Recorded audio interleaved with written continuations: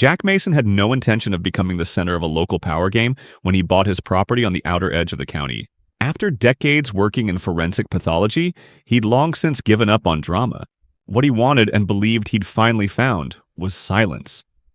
Acres of it. The land came with an old concrete driveway that cut through a narrow sliver of shared-use land, legally designated as permanent access. The plot had a low-slung workshop, solid utilities, and enough space to stay comfortably invisible.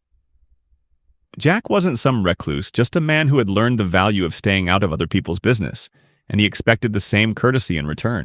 But courtesy didn't last long in this part of the world, not once the local board had something to say about it. 2 months in, his routines were simple. Early coffee, repair work on the workshop roof, occasional delivery drop-offs, and long evening walks around the property. That morning, however, something was off. Jack noticed the change even before he saw it. There was no sound, not of cars, birds, or even the wind, just a peculiar stillness. When he rounded the curve of his private road, his steps slowed. 3 massive bulldozers blocked the driveway, positioned nose to tail like sleeping beasts guarding a tomb. No signage, no cones, no tape. Just metal, rusty, unmoving, and utterly in the way. He stood there for a few moments, hands on his hips, trying to process what he was looking at. None of his neighbors owned machinery like that, and there hadn't been a single word about any roadwork or equipment transport. Jack wasn't paranoid, but after decades of picking through human wreckage, he had a sixth sense for setups. He walked back to the house, calmly checked his files, and reread the deed for the 100th time. Yes, permanent driveway access, full legal right of ingress and egress, maintained by the county but under his private usage agreement. It wasn't even a gray area. Someone had made a move, and they didn't bother asking first. Jack didn't yell. He didn't curse.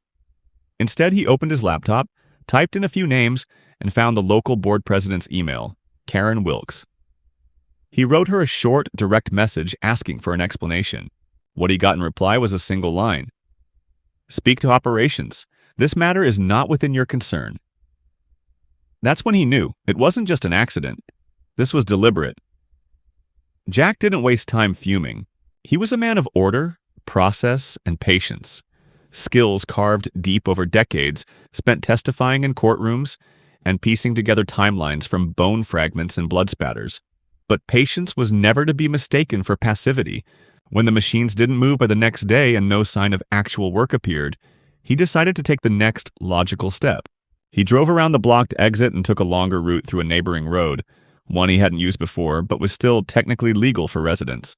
At the main office of the local board, tucked in a converted bank building near the town square, Jack asked to speak with someone responsible for construction oversight. The woman at the front desk wore a smile so forced it might as well have been stapled in place. She handed him a pre-filled form and said, "If you want a written response, submit this. It could take up to 4 weeks." 4 weeks to get a yes or no about why 3 dead machines were sitting in the middle of his only usable road? Jack didn't even bother filling it out. He simply asked again, quietly but firmly, to speak with Karen Wilkes directly. Karen made him wait 25 minutes before she emerged from the hallway with the casual authority of someone who had never been contradicted in her life. She was tall, wide, with perfectly coiffed gray curls and a pink blouse that seemed to strain at the seams. Her gait was slow but deliberate, her expression blank with practiced ease. "Mr. Mason," she said, extending her hand in a gesture that seemed like a dare. "We've been made aware of your concern, but there's no mistake. The equipment is part of a scheduled infrastructure holding. This stretch has been temporarily closed off for review. Nothing to worry about." Jack blinked. "A holding?" he repeated. "For review? There's no sign, no work order, no visible operation. The machines don't even run." Karen tilted her head slightly. "Regulatory processes can be quite complex. We're following protocol. You'll need to be patient while the matter is finalized. In the meantime, we ask that you refrain from attempting to remove or interfere with the vehicles. Tampering would constitute a safety violation." Jack didn't respond right away. He watched her carefully, noting not what she said, but how effortlessly she dismissed him, as if he was a footnote in someone else's report. Later that afternoon, Jack received a hand-delivered envelope, slid under his gate. The paper was thick, the seal official. It contained a statement citing subsection 22L of the Community Access Adjustment Provision, stating that emergency traffic controls were being implemented due to surface vulnerability, weather impact forecasts, and pending adjustments to parcels, navigation structure. It was bureaucratic nonsense from start to finish. He read it 3 times, even called his lawyer to translate it. "Jack," the man said with a heavy sigh, "this is filler language. It means nothing. They're trying to stall or intimidate you." Jack hung up and stood for a long time on the edge of his driveway, staring at the rusting bulldozers, the motionless hunks of machinery that now dictated whether or not he could leave his own land freely. He took photos, of course, but not to post online or fuel outrage. He documented everything with timestamps and notes, and logged each piece into a digital folder. The pressure wasn't just physical now, it was legal, structural, and methodical. The turning point came 2 mornings later. Jack's usual grocery delivery failed to arrive. When he called the company, they told him access to his road was listed as temporarily restricted on their internal routing system. Someone had flagged it. That same evening, he found his propane tank, recently filled, sitting half-drained, the cap partially unscrewed. It wasn't enough to be dangerous, but it was enough to be intentional. That night, Jack checked his motion cameras. No movement was captured near the tank. The angle didn't reach it. He made a mental note to adjust coverage. The following morning, a worker showed up near the edge of the road, walking slowly, eyes down. When Jack called out, the man didn't respond, just turned, walked back to a waiting pickup truck, and drove away. Jack didn't recognize the vehicle.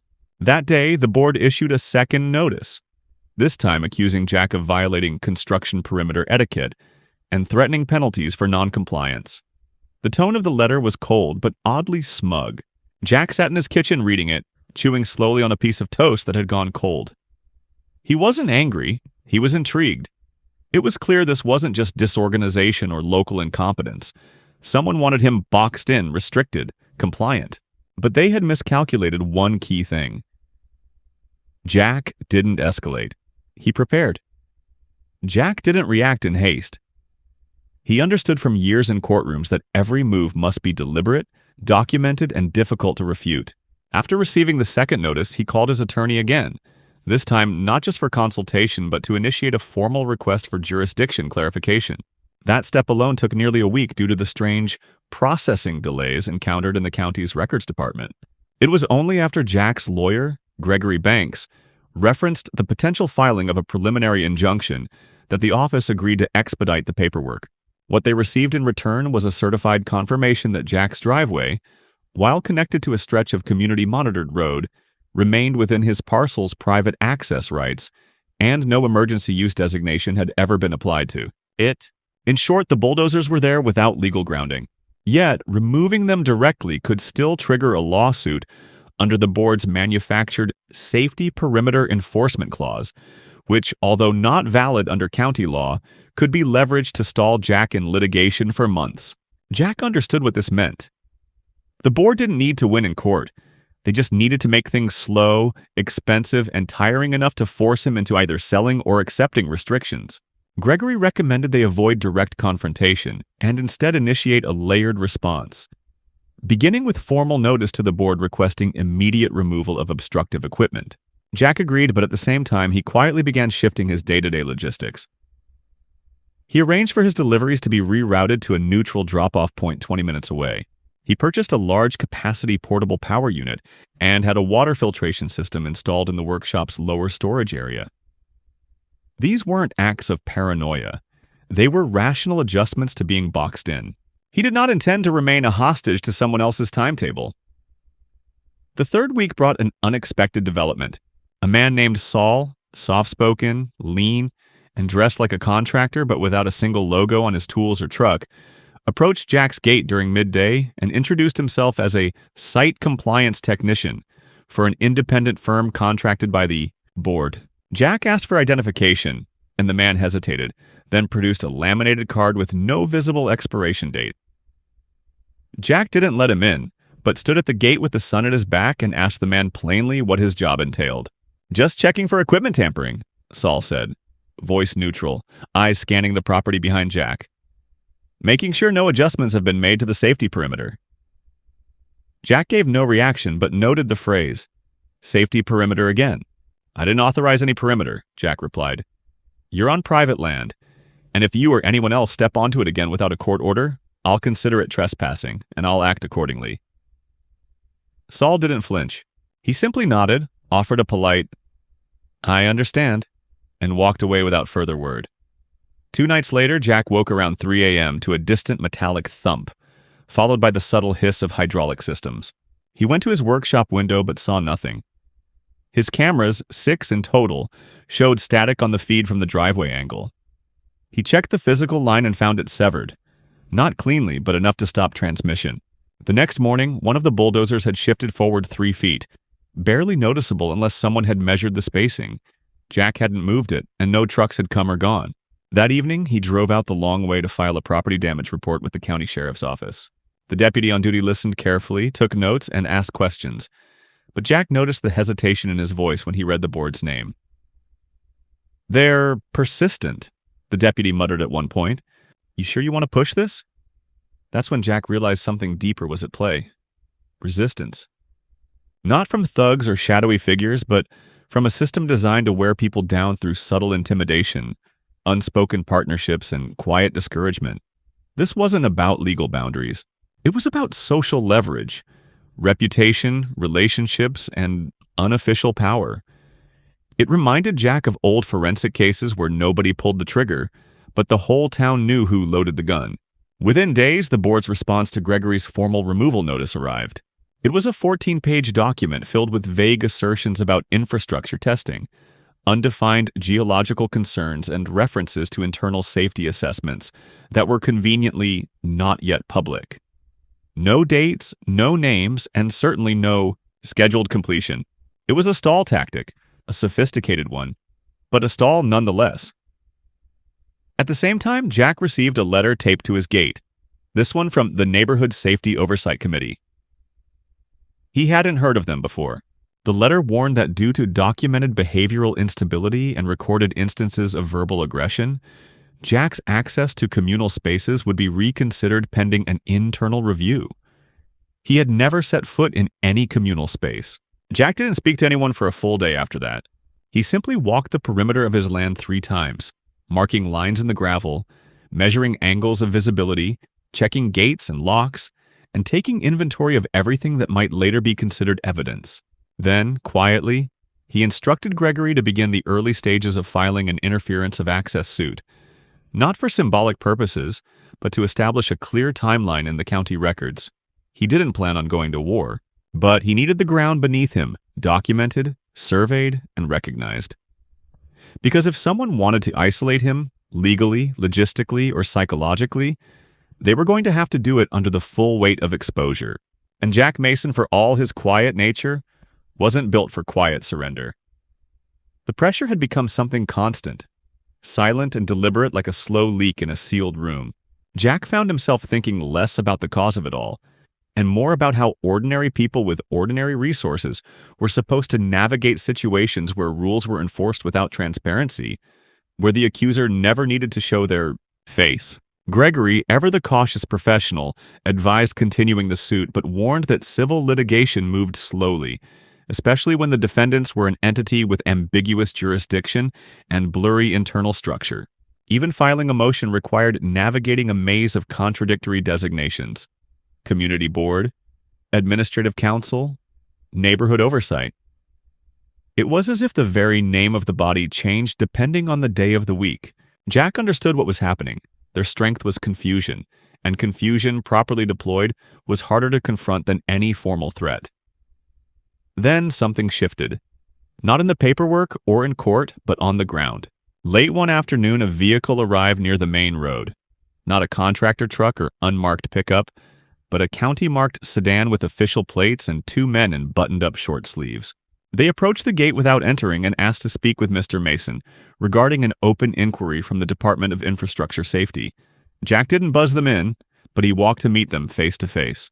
The older of the two introduced himself as a survey coordinator assigned to verify reported maintenance issues on undeveloped parcels near the outer district.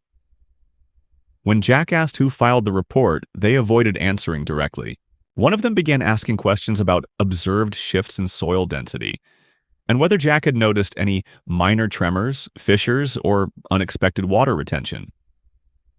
Jack, suppressing the impulse to respond with open suspicion, answered plainly, no. He had observed none of those. The men nodded, made a few vague notes on a tablet, and left after thanking him for his time. They did not request to enter the property, and while they were polite, Jack saw it for what it was.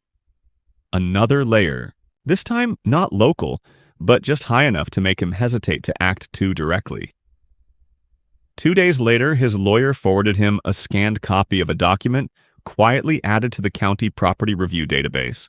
It listed Jack's driveway zone under Tentative Assessment for Environmental Sensitivity Classification, which, if finalized, would allow temporary access restrictions for up to 90 days without compensation.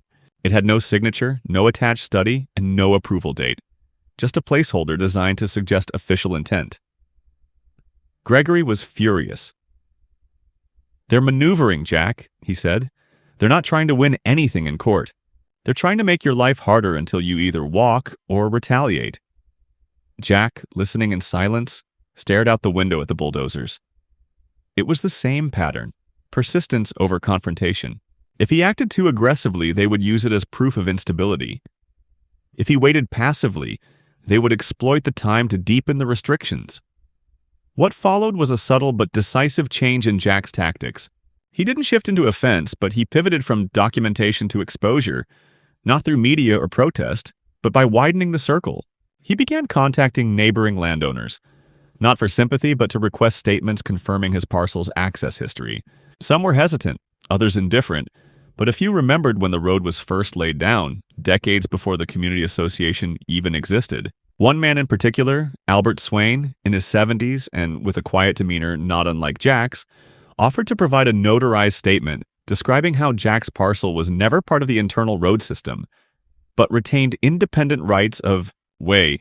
It wasn't a legal hammer, but it was a structural nail in the board's fantasy. Meanwhile, the bulldozers remained untouched, but something strange began happening at night. Jack would wake to the faintest thrum, like a generator idling in the distance. But when he checked, there was no visible power source, no lights, no sign of machinery being used. The only clue was a new trail of subtle tire prints near the machines each morning, tracked through gravel in a pattern too precise to be accidental. Whoever was moving them was doing it for show, or perhaps for acclaim.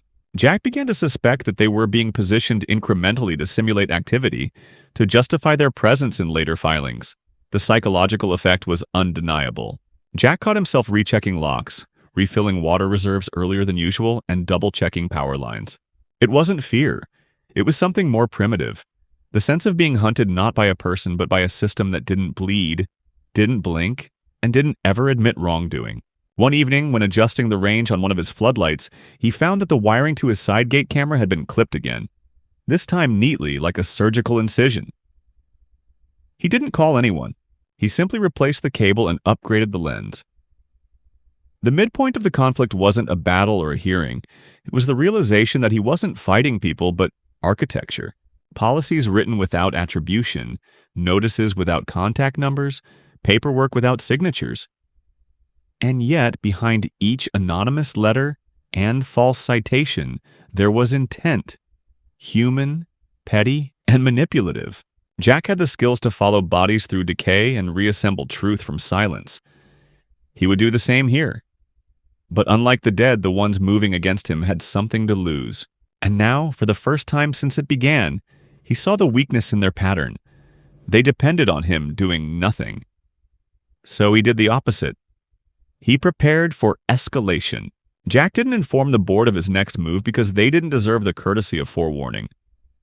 He had watched them operate long enough to understand that transparency was a one-way transaction in their world. They expected compliance cloaked in politeness, demanded submission through procedural ambiguity, and weaponized silence with bureaucratic confidence. He was done playing to their rhythm.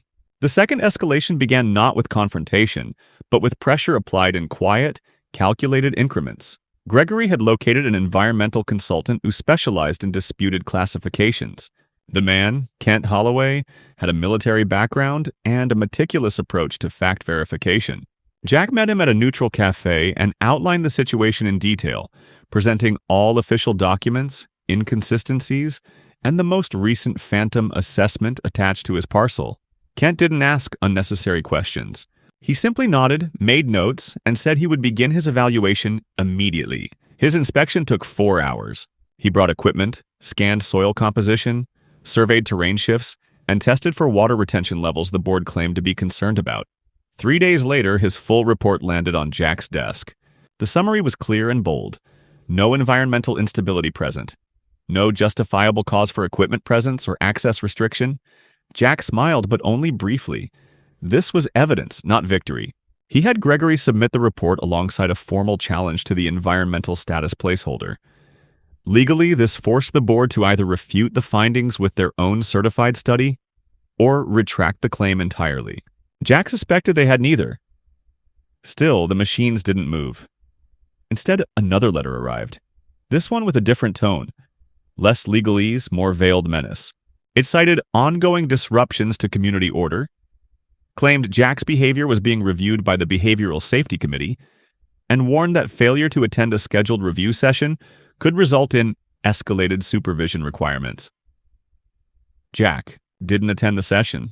He sent Gregory in his place with an affidavit confirming his refusal to participate in illegitimate procedures outside of formal jurisdiction.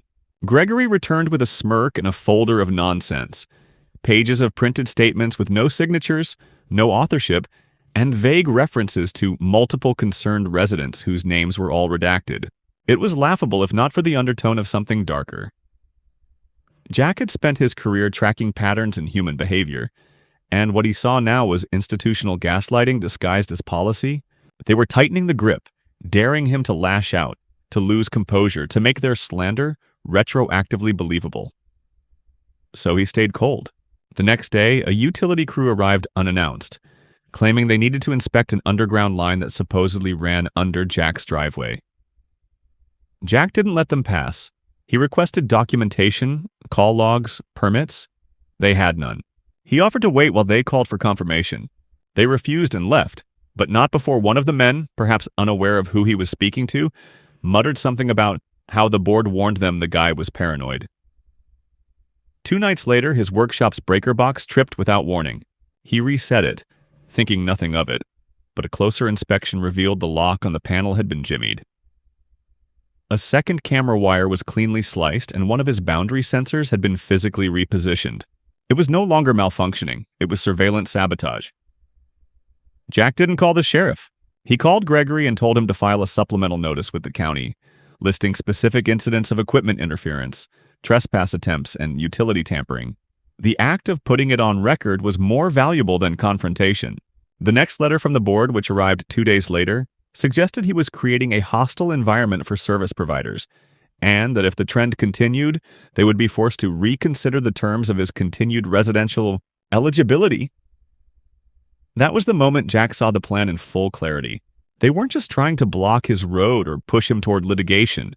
They were attempting to manufacture grounds for a forced administrative review, one that could be interpreted as a violation of community living standards, especially under the EU bylaws created in the last decade.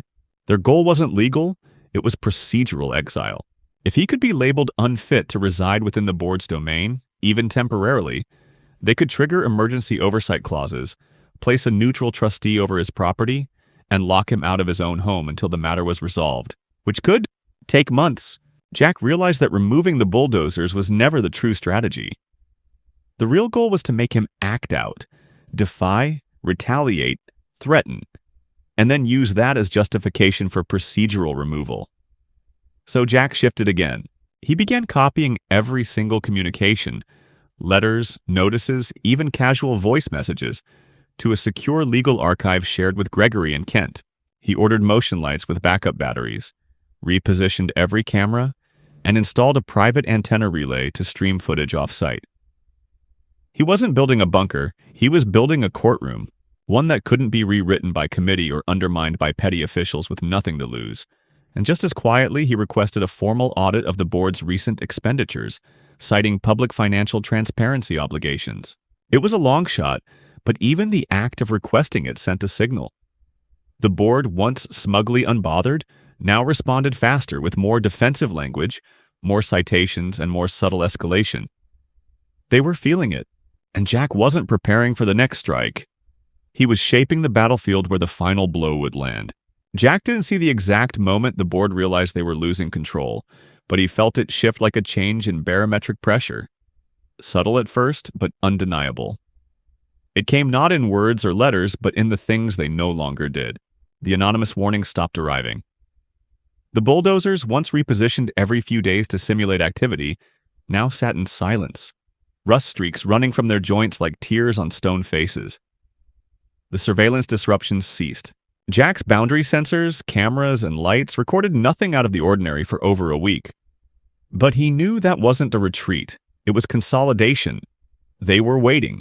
They had realized brute pressure would no longer work, and so they began preparing for something final, a single maneuver to end the stalemate and remove him with bureaucratic force. And Jack, far from idle, had already laid the trap for it. Gregory had completed the preliminary filing for interference of access, property harassment, and procedural fraud. 3 interconnected claims supported not only by the environmental report, but by Kent's follow-up soil stability review sworn witness statements from adjacent landowners, and hard documentation of utility tampering and surveillance sabotage. But the real strike came from the audit. Jack hadn't expected much from that request. Some resistance, maybe delay, possibly even a refusal. What he didn't expect was what Gregory found in the data they were legally obligated to publish. Tucked within quarterly repair funds and maintenance allocations were duplicate entries for equipment transport costs, all signed off by the same board member who had approved the unauthorized placement of the bulldozers. Not only were the machines used in Jack's blockade not registered to any official contractor, they had been written off as transported and stored 3 counties over, with full reimbursement claims processed. Jack wasn't dealing with obstruction. He was dealing with fraud. The machines weren't just illegal. Someone was making money off pretending they were never there. Gregory submitted a supplementary complaint to the county inspector general. Simultaneously, he requested a temporary injunction, barring any further physical or administrative interference with Jack's property until the investigation was complete. The filing hit the board harder than anticipated. 2 days later, Jack received a certified letter, an offer of resolution from the board's legal representative. They proposed to remove the equipment within 5 business days, citing a change in logistical priorities, and offered to reimburse Jack for any demonstrable losses caused by restricted access, up to a fixed amount. The number was low, insultingly so, and came with one condition. Jack would agree to close all active filings and withdraw the audit request. Jack didn't even respond. He handed the letter to Gregory, who filed it as Exhibit 12. The final blow came during the hearing for the injunction. It was held in a plain administrative courtroom, the kind Jack had spent half his life in, though never on the other side of the table. The board's counsel attempted to argue that Jack's property existed in a shared jurisdictional overlap zone, a term not found in any formal zoning record. They presented a half-page document citing risk of access during weather fluctuations, and read aloud a few cherry-picked phrases from prior regulations. Gregory waited until they finished, then stood and laid out their case. 21 exhibits, 6 witness declarations, and the audit anomaly. Then he called Kent to testify. The man's credentials alone, military engineering, 32 years in structural assessments, left the opposing side speechless. His statement was concise. There is no geological risk. There never was. The board's report is fiction. The judge didn't deliberate for long. The injunction was granted.